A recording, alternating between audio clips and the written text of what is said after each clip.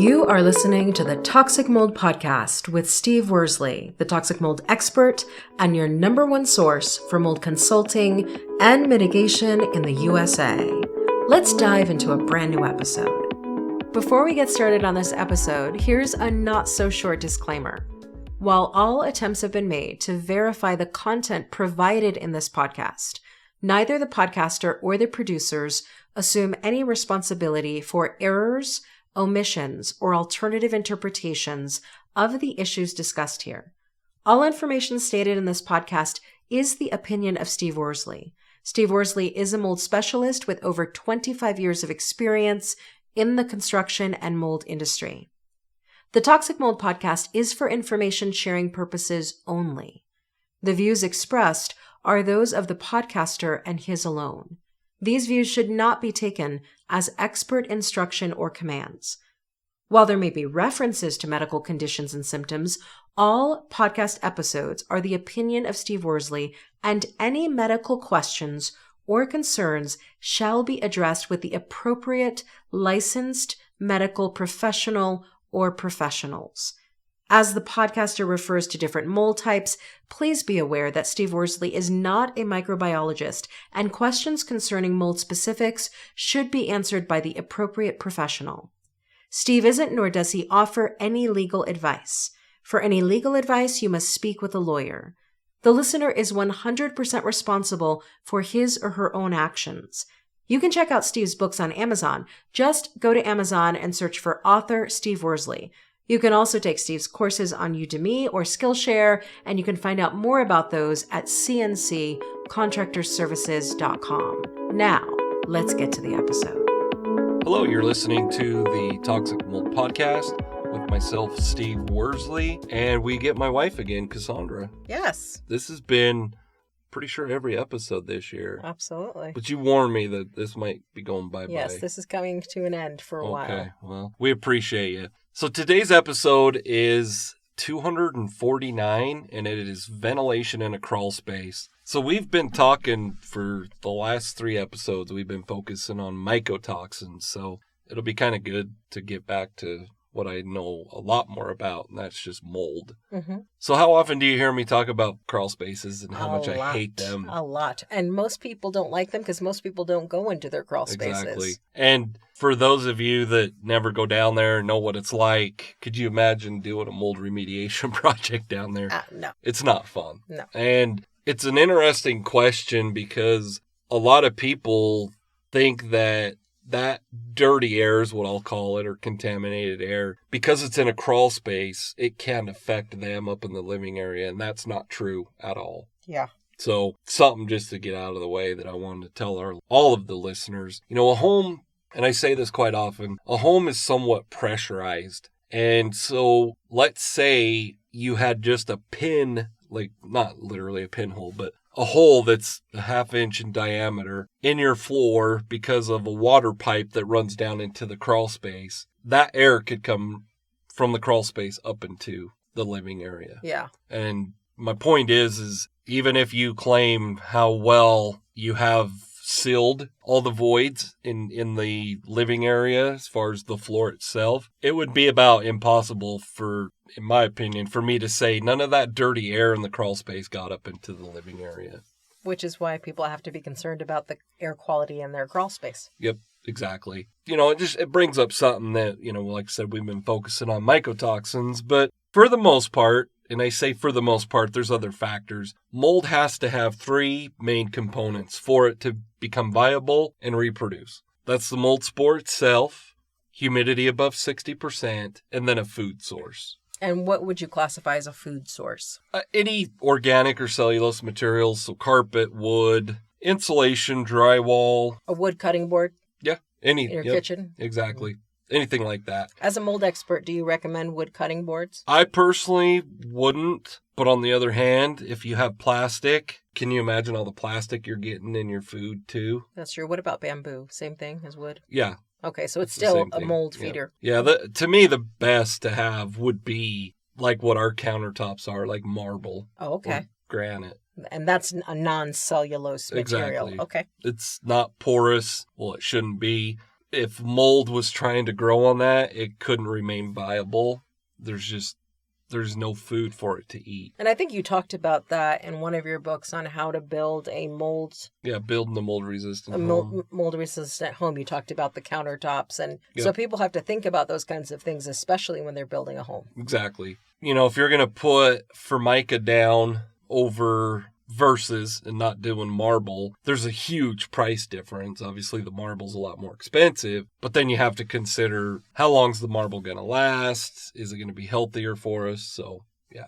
Yeah. Well, and I think when people are building homes, they're not thinking about the ventilation in their crawl space either. When people are buying homes, they're not thinking about how ventilated is this crawl space so I don't have a mold issue. Yeah, and it brings up something. That's why you should have a home inspection done. You always need a home inspection. I don't care if it's brand new construction.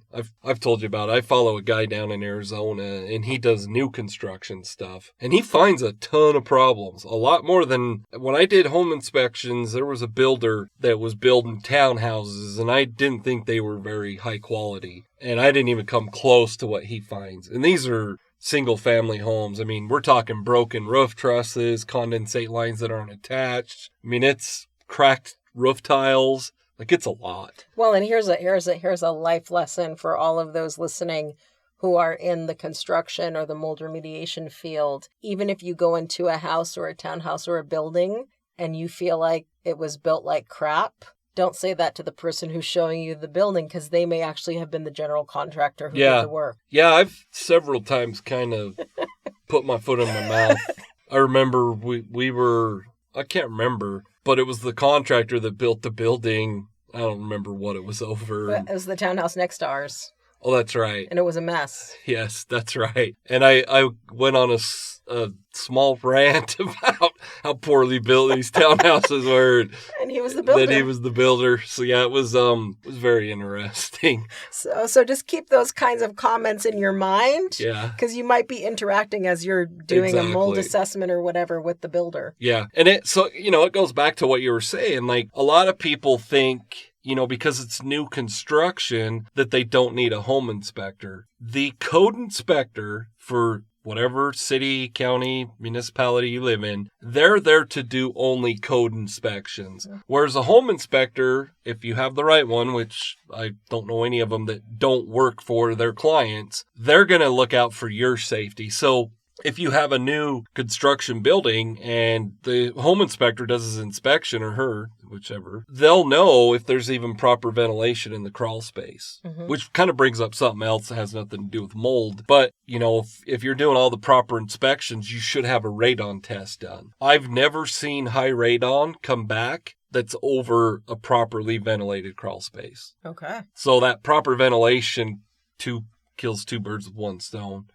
You have lower radon levels, and it's vented properly, so you don't have to worry about mold. Should listeners, are all crawl spaces ventilated? No.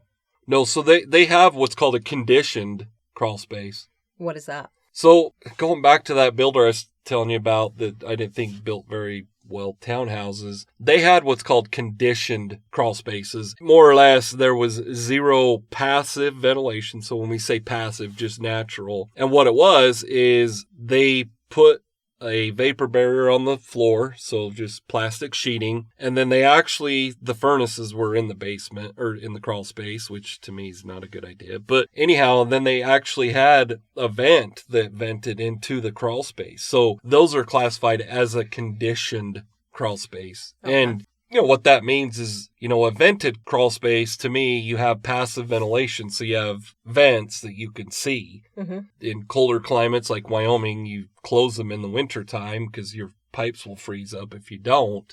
But if it's conditioned, you don't have any of that. Okay. And so a conditioned crawl space, in my opinion, if you're going to have a conditioned crawl space, you do need to make sure that you really monitor the airflow down there and the humidity. But you got to do that anyways in a vented. So when you say monitor, how often are we talking, and what does monitoring mean? 24/7 as far as humidity. Oh, so you need a humidity gauge that maybe is Bluetooth to an app on your phone for the crawl space specifically. Exactly. Okay, gotcha. Yep. And so that way we talked about it a little bit earlier. You want to make sure that the humidity stays below 60%. Okay. But you should, and we talk about it in the spring and fall checklists. We're probably not too far from the spring. Yeah, exactly. It's already March. So Wow. anyhow, you should be inspecting it at least twice a year. Okay, at least twice. So at the fall and spring checklist. Exactly. Okay. And what happens if you get a humidity gauge on your crawl space and it starts dinging you all of a sudden that it is above 60%?